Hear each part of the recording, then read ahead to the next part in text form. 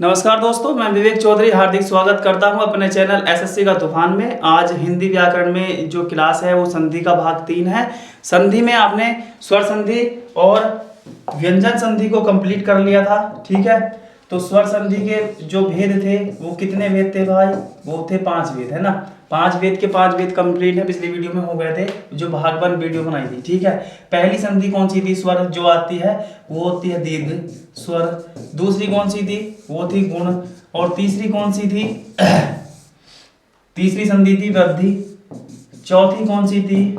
यण संधि। और पांचवी कौन सी थी? अयादी स्वर संधि, ठीक है। तो इसमें से इसको मैं दोबारा से थोड़ा सा एक जल्दबाजी में थोड़ा सा रिवीजन करा देता हूं, केवल पहचान बता देता हूं कि जिस शब्द में जहां पर विच्छेद हो रहा हो वहां पर किस किस चीज की मात्रा, आ की, ई की, ऊ की या री की, इन चारों में से किसी एक की भी मात्रा यदि लगी है तो क्या होगा? दीर्घ स्वर संधि आएगा उसका आंसर, ठीक है। और गुण स्वर संधि में क्या था? गुण स्वर संधि में ए की मात्रा और ओ की मात्रा और किसकी ध्वनि? री से अर की ध्वनि, ठीक है। ये 3 पहचान है गुण स्वर संधि की। वृद्धि स्वर संधि की क्या पहचान थी? कि मात्राओं में वृद्धि हो जाती है, मतलब आई की मात्रा और औ की मात्रा, इन दो में से किसी एक की भी मात्रा जहां विच्छेद हो रहा हो शब्द में तो वहां पर क्या बनेगा? वृद्धि स्वर संधि।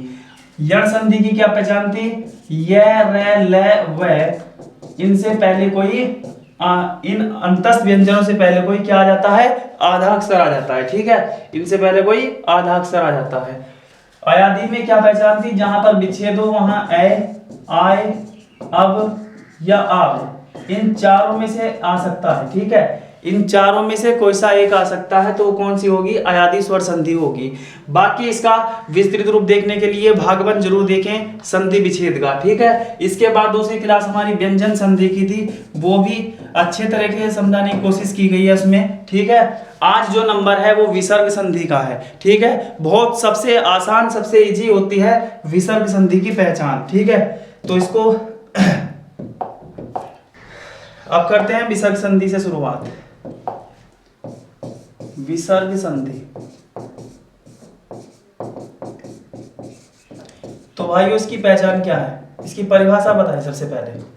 विसर्ग संधि, तो जब किसी संधि में विसर्ग के तुरंत बाद, जब किसी संधि में विसर्ग के तुरंत बाद कोई स्वर या व्यंजन आ जाने पर विसर्ग में परिवर्तन हो जाता है, ठीक है। तो परिभाषा क्या हो इसकी? जब किसी विसर्ग के बाद, विसर्ग के बाद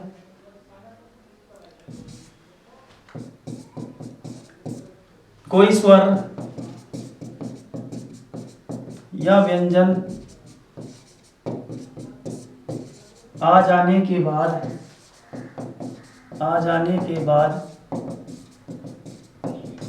विसर्ग में परिवर्तन हो जाता है, तो उसको क्या कहते हैं? तो वहां विसर्ग संधि होती है, ठीक है। ये इसकी हो गई परिभाषा। तो बात करते हैं किन किन शब्दों में विसर्ग संधि होगी, ठीक है। तो इसमें 4 या 5 मेथड हम आपको बता देते हैं जिसमें से आपको पहचानना सबसे इजी हो जाएगा, ठीक है। कोई से भी शब्द में आपको पहचानी होगी कि विसर्ग संधि इसमें है या नहीं है, ठीक है। तो सबसे पहली पहचान, आप सभी जानते हैं कि कुछ शब्द ऐसे होते हैं जिनमें विसर्गों का इस्तेमाल होता है, ठीक है। तो नियम पहला लिख लें कि विसर्ग वाले शब्द, विसर्ग युक्त शब्द या विसर्ग वाले शब्द, ठीक है, जिनका आंसर आपके दोगे विसर्ग संधि आंसर दोगे, ठीक है। कौन कौन से हैं? जैसे एक हुआ प्रातः काल, इसमें खुद विसर्ग आता है, तो जब इसका विग्रह करेंगे तो क्या बनेगा? प्रातः धन काल, प्रातः धन काल, ठीक है। इसके बाद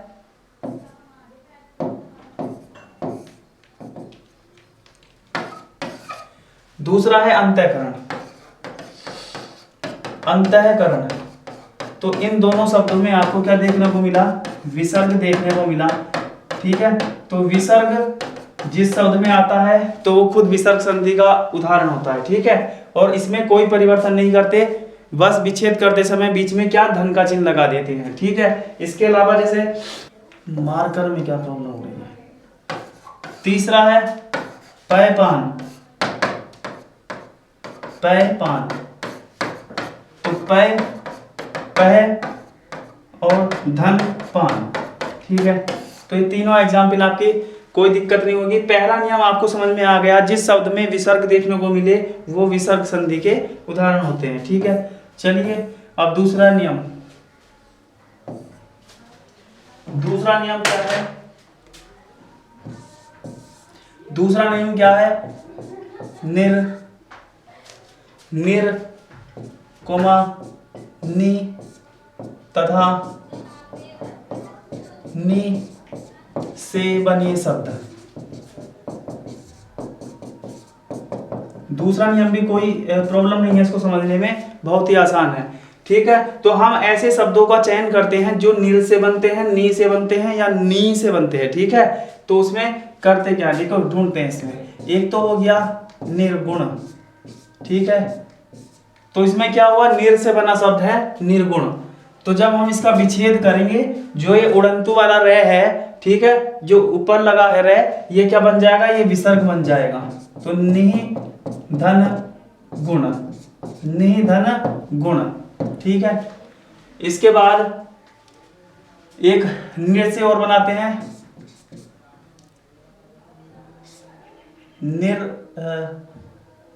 संतान, निरसंतान, ठीक है। तो इसका क्या बनेगा, जो रे है ये बन जाएगा विसर्ग, इसका परिवर्तन हो जाएगा और ये हो जाएगा निहिधन संतान, ठीक है।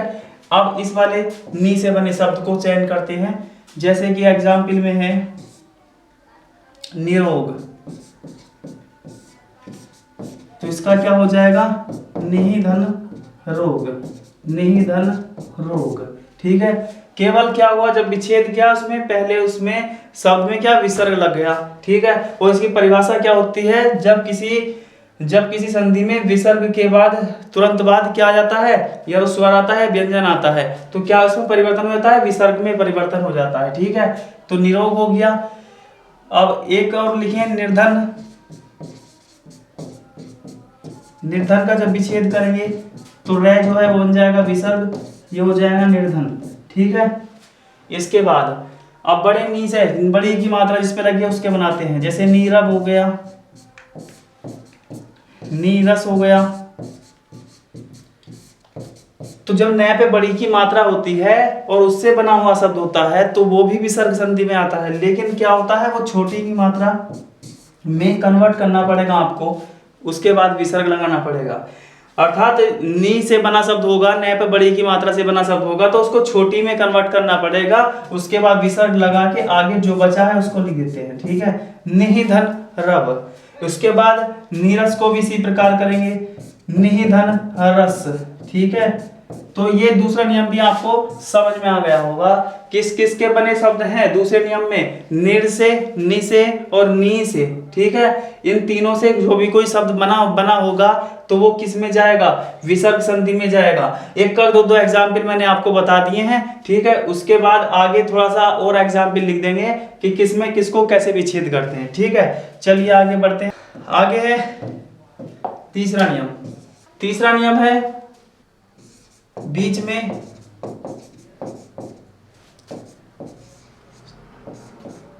छोटा से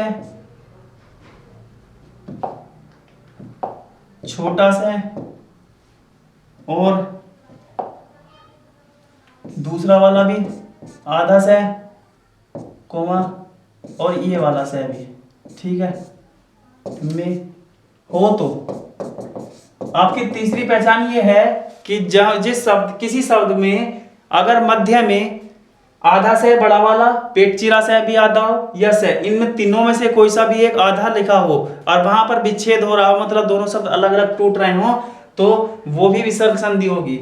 और ये तीनों जो हैं, ये ना, ये तीन जो हैं, ये क्या हो रहा, ये तीनों जो है ना ये विसर्ग में कन्वर्ट हो जाएंगे। जैसे अभी निर्गुण में बताया था कि निर्गुण में क्या रै जो चढ़ा हुआ है ऊपर, तो वो क्या में कन्वर्ट हुआ था, विसर्ग में। ठीक है, तो ये तीनों से भी विसर्ग में बन जाएंगे। चलिए बताते हैं एक दो एग्जाम्पल इसके। पहला एग्जाम्पल है, ये बना है दुशासन। दुशासन, इसमें शुद्ध शब्द क्या है, बाद वाला, शासन शब्द अलग है इसमें। ठीक है, इसको लिख दिया हमने अलग। बाकी क्या बचा, दुष् बचा। ठीक है, तो जो आधा श है, अभी क्या बताया है, आधा श हो, पेट चिरा से आधा हो या श आधा हो, तो वो क्या बन जाता है, वो विसर्ग बन जाता है। ठीक है, तो यहाँ लिखेंगे दु है हो जाएगा। ठीक है, दु है धन शासन हो जाएगा। दूसरा ये लिखा है दुष्कर्म। तो दुष्कर्म में का जहां पर विच्छेद हो रहा है, आधा स है, पेट चिरा से, तो इसका विच्छेद जब करेंगे तो दो धन कर्म हो जाएगा। दो धन कर्म हो जाएगा। तीसरा जो है ये है पुरस्कार। पुरस्कार, तो जब इसका विच्छेद करेंगे, कहां पर विच्छेद होगा, कार से पहले होगा, तो कार से पहले क्या है, आधा से है। ठीक है, तो ये बन जाएगा पुर है धन कार। क्योंकि देख लीजिए तीनों से के एग्जाम्पल, तीनों एक का एग्जाम्पल हमने रख दिए हैं। ठीक है, समझ में आ गया होगा कि जहां पर आधा से हो, कोई सा भी आधा से हो, और वहां पर विच्छेद हो रहा हो, तो वो क्या, उस शब्द का आंसर क्या दोगे आप, विसर्ग संधि दोगे। और जब उसका विच्छेद करोगे तो उन तीनों से को क्या करोगे, विसर्ग में कन्वर्ट कर लोगे। ठीक है, इसके बाद एक दो एग्जाम्पल और है। 6, चौथा है निष्काम। निष्काम, तो इसमें दो पहचान देखने को मिली। इस शब्द में दो पहचान देखने को मिली विसर्ग की। एक तो नी से बना शब्द है, न पे छोटी की मात्रा। ठीक है, तब भी क्या है, विसर्ग है। और जहां पर टूट रहा हो, जहां पर विच्छेद हो रहा हो, वहां पर आधे से का इस्तेमाल किया गया है। ठीक है, तो वो बन जाएगा विसर्ग धन काम। ठीक है, ये इसके तो 3 नियम आपको समझ में आ गए होंगे। ठीक है, बात करते हैं चौथे नियम की। अब विसर्ग संधि का चौथा एग्जाम्पल, चौथा नियम है इसका, कुछ शब्द ऐसे होते हैं जिन पे मध्य में क्या रै चढ़ा होता है। ठीक है, वो शब्द भी किस में गिनती होती है, उनकी विसर्ग संधि में। एग्जाम्पल आपके सामने। ठीक है, जैसे बहिर्मुख लिखा है, तो इसमें क्या रै चढ़ा हुआ है, कहां पर, जहां विच्छेद हो गया। ठीक है, मतलब वहीं पे विच्छेद होएगा। ठीक है, तो वही आया है ना, तो जो रै चढ़ा हुआ है उसका विसर्ग बना देंगे।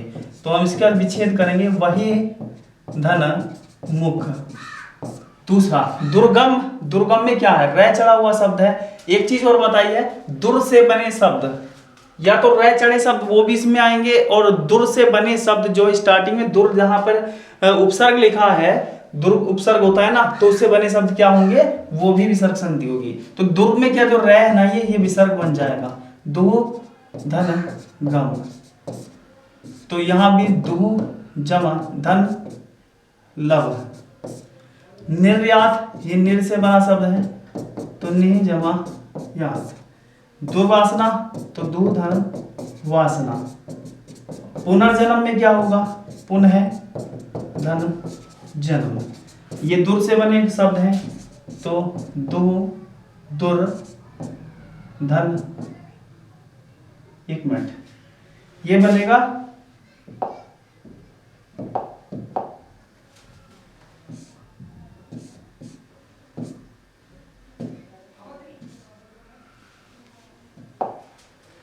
ये क्या बनेगा, जो रै है ना इसका, वो विसर्ग बनेगा। दु धन ऊ बचा उपयोग है ना, उपयोग। इसमें दो धन आचार, और तीसरा है दो धन आशा।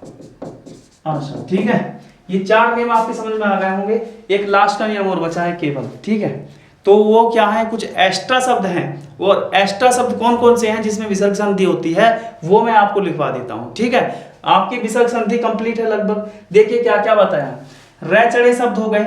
पहला नियम एक ये याद करना, जो रै चढ़े शब्द है मध्य में। ठीक है, रै चढ़े शब्द वे क्या होंगे, विसर्ग संधि के होंगे।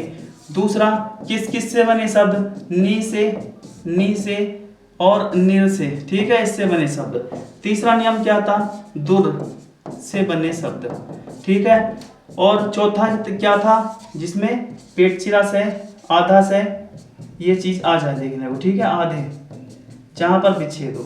तो ये 4 नियम हमने आपको बता दिए हैं, आपने पढ़ लिए हैं, कोई प्रॉब्लम नहीं होगी इनको पहचानने में और उनका विच्छेद करने में, ठीक है। और लास्ट का जो है वो मैं आपके कुछ एग्जाम्पल आपके सामने रख रहा हूँ, कौन से इनके अलावा बचते हैं। लास्ट का जो नियम है विसर्ग संधि का, वो है 5वां, ओ की मात्रा का विसर्ग बन जाना, ठीक है, ओ की मात्रा का विसर्ग बन जाना।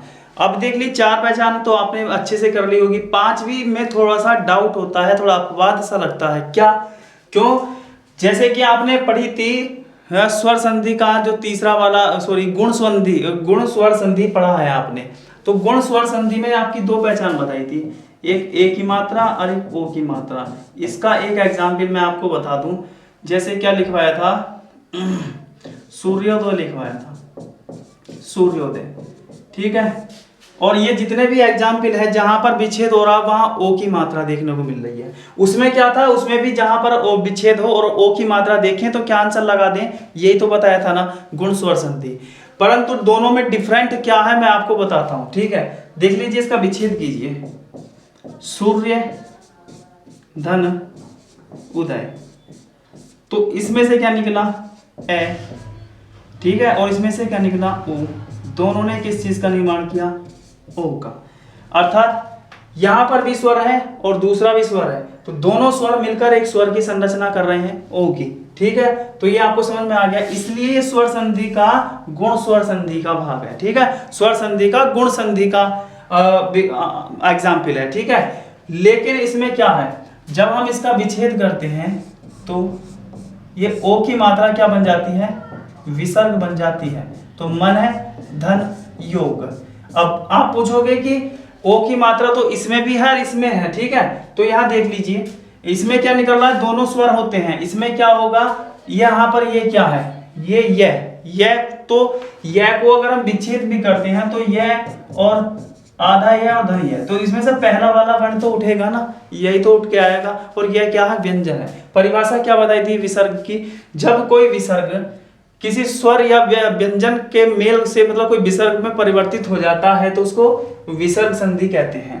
तो गुण स्वर संधि में दोनों व्यंजन थे अपने आप में, यहाँ पर क्या है, एक विसर्ग है एक व्यंजन है, यहाँ पर समझ लीजिए, मान लीजिए आपने क्या उठाया है, यहाँ पर नहीं उठा लें तो ये भी व्यंजन है और ये यहाँ भी व्यंजन है, मतलब ओ की तुरंत मात्रा के बाद यहाँ पर व्यंजन देखने को मिलेगा, स्वर नहीं देखने को मिलेगा। इसमें क्या होता है, इसमें स्वर देखने को मिलता है, ठीक है, तो इसलिए गुण स्वर संधि, और इसमें आपकी जो डाउट था वो भी आपको दूर हो गया होगा, ठीक है। तो अब क्या काम करेंगे का विच्छेद करते समय, जहां पर ओ की मात्रा हो वहां पर विसर्ग संधि भी हो सकती है, गुण भी हो सकती है, आप पहचान सकते हो उसको, ठीक है। और जब इसका विच्छेद करेंगे तो ये क्या बन जाएगा, विसर्ग बन जाएगा, वह धन वृद्ध, मन है धन कामना, ठीक है। नेक्स्ट है अधोपतन, अध है धन पतन, आगे है मनोविज्ञान, तो मन है धन विज्ञान, आगे है मन है धन रंजन, और लास्ट है अधोगति, तो ये हो जाएगा अध है धन गति। तो ये हो गई आपकी आज वीडियो, मतलब सॉरी संधियों के सभी जो इस वीडियो में है, तीसरा भाग भी कंप्लीट हो चुका है, और तीनों भाग अपने आप में बहुत इंपॉर्टेंट है, सभी में कोई आपको कोई परेशानी नहीं होगी इनको समझने में, ठीक है। अगर कोई डाउट है तो आप कमेंट बॉक्स में हम आपको सॉरी आप हमसे पूछ सकते हैं, ठीक है, उसका हम समाधान उसका जरूर करेंगे, ठीक है। चलिए वीडियो समाप्त होती है, और हमारी वीडियो को लाइक शेयर सब्सक्राइब पर जरूर करें। आपका दिन शुभ रहे, धन्यवाद।